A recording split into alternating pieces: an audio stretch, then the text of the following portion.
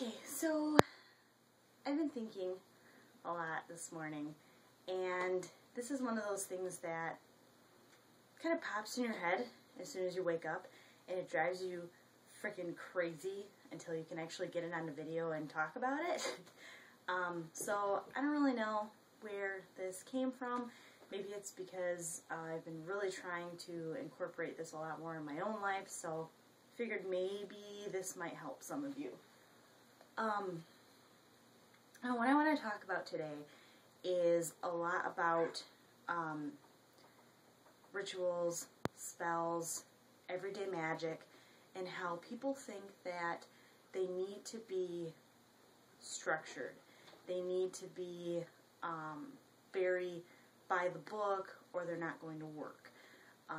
You know, if you don't practice at every single Sabbath and Espit and you don't do a spell once a week, you're not a witch. Really? Well, then I wouldn't have been a witch a long time ago, because I don't practice at every Sabbath, at every Espit, at every freaking... I don't.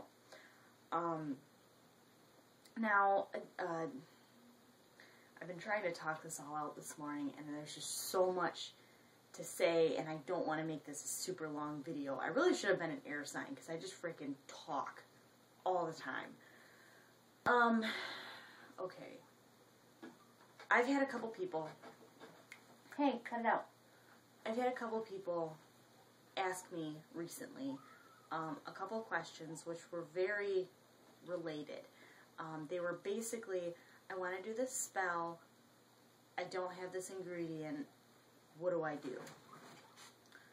And that, I think, has a lot to do with why I also want to kind of talk about this.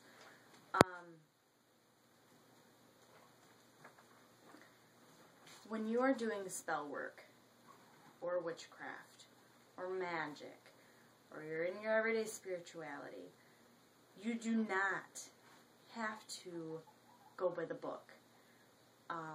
When you have a spell book, that's awesome, but you have to understand that that author is a person, just like you, and while that spell may have worked for them, do you think that they actually sat there and tried 150 different types of that particular healing spell so they could write every one of them down? Because I bet you they didn't. Which means, just because they have that one spell written down doesn't mean that that is the say-all, end-all of all the healing spells ever. If they ask for a bunch of different things and you have one out of the 7 different ingredients, that's fine. You know, you can substitute, if you want to have particular items in your spell, you can substitute whatever the hell you want. If they ask for blue calcite, and you're like, well, blue calcite is a calming stone, because I'm trying to do a healing spell, what else is calming? Chamomile. Chamomile's calming. You have a pack of chamomile tea.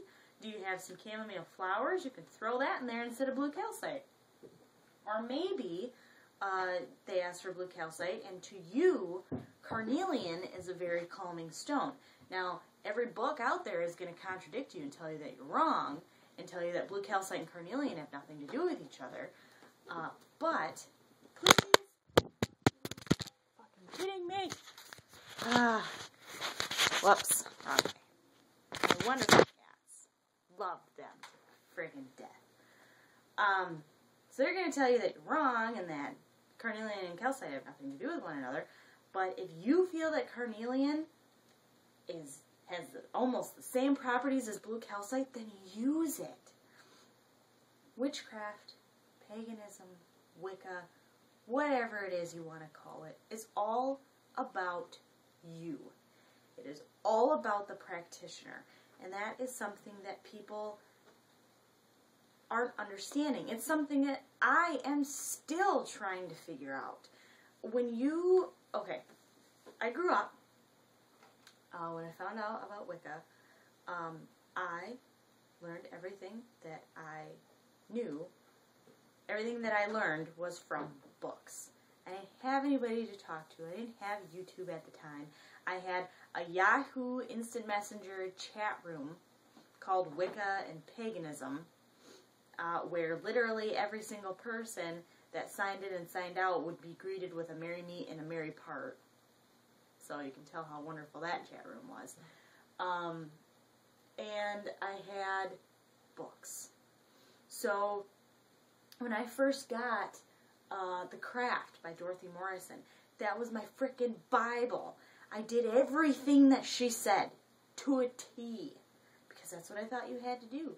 And then I got The Complete Book of Witchcraft by Raymond Buckland, and I got the Book of Shadows, big old frickin' one by Silver Ravenwolf. And so as I'm reading through them, you know, I was picking what I wanted, but I wasn't like putting them, I wasn't like, oh, I like this from Silver, and be like, okay, I like the ritual format from Raymond Buckland better overall than these, so I'm going to use that one. Or this feels like more of what I should be doing.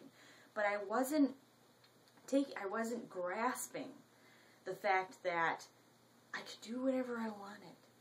I can do whatever it is that I want. If you guys look, last year, it was one of the first couple videos I did. There was a 2-part session where I did part 1 and part 2 on ritual setup and casting. I don't even use that anymore. I don't call in the circle anymore. I don't do like the whole circle thing at all. I have things written down. Kevin and I made beautiful incantations to bring in the elements if I want the elementals here, but I don't use them all the time. I don't use basically any of it anymore. Because that ritual setup to me was a pain in the ass. It was so structured that it literally felt like a chore. Whenever I wanted to do a ritual, I'd be like, ugh, I really just want to do this one little spell, but I have to do this big old freaking ritual to do it, and it's going to take like 45 minutes, and I just want to do a spell for this, which involves lighting a candle and blah, blah, blah, blah, blah. And I am really trying to step away from the structure. Kevin and I did for Yule, we did our own ritual, and it was so magical and so powerful because it was basically an impromptu. It was like, okay, well, you know, let's call in the elements, and you know, it was a more proper ritual, so we called in the elements, and we did the charge of the god and goddess, but after that, I mean, we did whatever we wanted, and I mean, I cried, and he cried, it was wonderful, and so I'm trying to be more free flow, and not have that kind of structure. I think those are really the best rituals and spells, is when it's just spare the moment, I need to do this. I think it was Tiptoe Chick. I don't know if it was a video or a Stickum chat that she was talking about the other day. I think it was a video. But she had said, you know, when she is about everyday magic. And she's like, you know, I'll be going through the house and cleaning, and, you know, I'll go and I'll light a candle and, you know, send energies that way, and that's her spell. That's it. There's no ritual. There's no big boom, big nothing. It's, I'm going to light a candle. I'm going to think about it for a minute. I'm going to gather my thoughts. I'm going to send my energy that way, and that's all. That is what being a witch is about, is the personal touch that you put on your spirituality. And it's so important. I'm still trying to grasp it. And I feel like if maybe I put it on the video and I talk about it, it'll help me get it a little bit more, because I've always been a person of structure. And I hate it. I hate it, I hate it, I hate it. I'll say, yes, I really, really want this structured way of doing something, and then I'll go about doing it, and I'm like, oh, I hate this. I hate it. So, I think that everybody needs to kind of step back. There's probably a bunch of you that have already been like, yeah, Krista, what the hell are you blabbering about? We know this. but I'm still learning it, actually. You know, you really need to figure out what is important for you and what's not, and get rid of the shit that isn't. The only constant in life is change. The only thing that you can count on always happening in your life is it changing.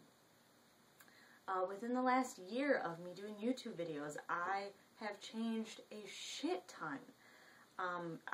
Within the last couple months, I stopped using the word Wiccan. I am more in tune with the word pagan now, and I don't really care for the term Wiccan, so I don't use it anymore. Does it mean that Wiccans are bad or that Wicca is bad? No. Does it mean that I don't use aspects of Wicca? No. It means that I like the word pagan better, so I have started calling myself just a pagan or a witch. I don't use Wicca. And that was within the last couple months. You know, less than a year ago, I had this big structured ritual format that I would use, and I don't even touch any of it anymore. So, you know, people are changing all the time, and that is a big part of growing in your spirituality, is changing. If you have this ritual format that you have used since you started your practice 10 years ago, and it just doesn't fit with you anymore, part with it and do something different. When you start changing, then you are growing, and that is a good thing. So I hope that this kind of made sense. I don't even know what freaking time it is, but I need to go eat before I go to work. But yeah, you know, don't, just because a book says something, don't take everything to heart. They're people, it worked for them, it doesn't mean it's going to work for you. Anybody can go and publish a book now. It doesn't mean that your words are set in stone, because if it was, it wouldn't be put on paper. So, yeah, I think that's basically it. So I hope that you guys have an excellent day. You know, start doing some everyday magic. Just start doing little things here and there that you can incorporate in your day that doesn't have to do with a full-on ritual, because that is what's going to bring the most amount of magic into your life. And with that, I hope you guys have an awesome day, and I'll talk to you later. Bye.